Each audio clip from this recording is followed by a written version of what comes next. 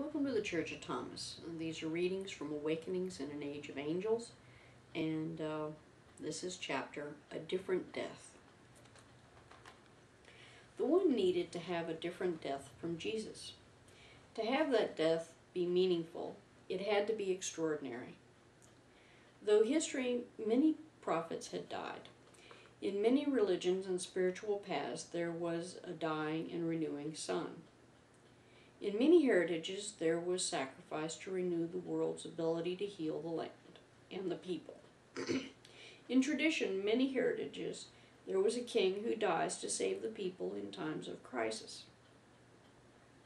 There's even the idea that had a resurrected king that brought the redemption of prosperity, health, and the people the king served.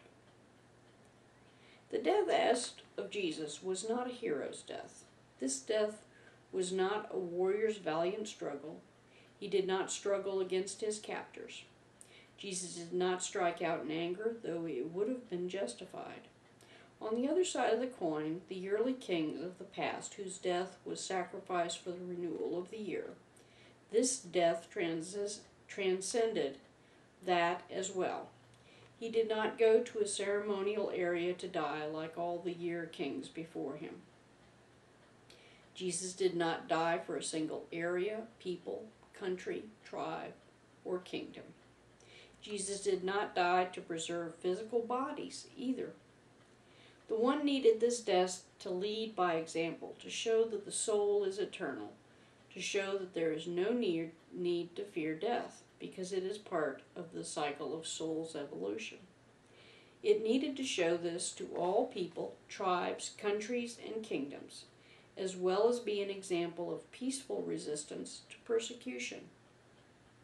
It had to be an ordeal of torture that no human could have endured. It had to encompass the suffering of all who had suffered in the past and all the suffering that was to come, individually and as people who sought to serve and join with the One. The soul has to continue to strive to be better, no matter the cost. Because ultimately it is the only way for a soul to grow. It needed to show that to be with the One did not require a single burnt offering, tithe to a temple, ritual to purify yourself. It was meant to show that love was unconditional. It was meant to show a direct, personal, all-encompassing relationship with the One. It was not only possible, but the way to continue to get closer to the One. It had to show that the only law was love, and love of the One. In loving the One, allow a true ability to love yourself. To know that no matter the mistakes you can grow, if you can learn to accept and love yourself. Denial of your own true self is truly the only sin in the world. Then when you have a connection to the One and have learned that you are worthy of love, you can see that loving others is the way to honor the One's unconditional love for you. Knowing that love frees a person of fear, eases pain, and shares compassion, in knowing that a place is assured in the presence of this all-encompassing love, in and of itself makes it impossible to not live out a life that emulates the life of Jesus. That mistakes and sins are part of the maturation of the soul and can be forgiven. Love is given without strings. No priest, rabbi, spiritual guide, or mentor is needed to find the One. There are no hoops to jump through or special techniques. The problem is that if you do not open your heart, you cannot see with your heart. If you do not trust like a child, you have trouble loving like a child. If you are not looking for the One, you will not find it. If you feel sated and satisfied with the condition of your state of your soul, you cannot grow. Souls are innately good and filled with love. If you seek to hurt others, you hurt yourself, putting one more layer of blindness between yourself and the One.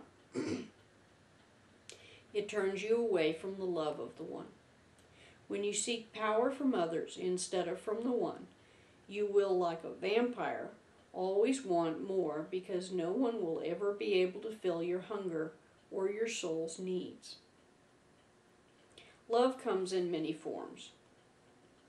The one gave spiritual love, humane love, and physical love to the world as comfort. Each is a way to share a moment of what being in the presence of the one is like. They are meant to be a gift, a consolation, no matter the form. The one does not set limits on any form of unconditional love. It is the misuse of these that the one abhors. It is the desire to steal a soul of another that saddens the one, because that is the work of the liar. If any form of love is used to objectify, hurt, control, disrespect, degrade, it feeds the evil one and is wrong, because it leads to denying your own free will and souls. If there are strings, conditions, or enslaves your will to the will of any other, it is wrong. No soul can mature under these circumstances. When evil is well fed, it spreads like a cancer and a virulent disease, getting stronger with every soul pulled into the darkness where there is no love. The good news is that a spiritual, humane, and physical form of love that comes from free will and full understanding, it cannot be wrong. If this love is shared with respect, compassion, and consent, it cannot be wrong. Physical love has become misunderstood as evil. Without it, there would not be children. Women are not the root of evil. Childbirth pain is not the punishment of the one, but because human babies have bigger heads now. Even physical love alone is not wrong. Free will allows for self-determination as long as it harms no one else. For those who choose to be alone, this might be the past they have chosen to share with the one.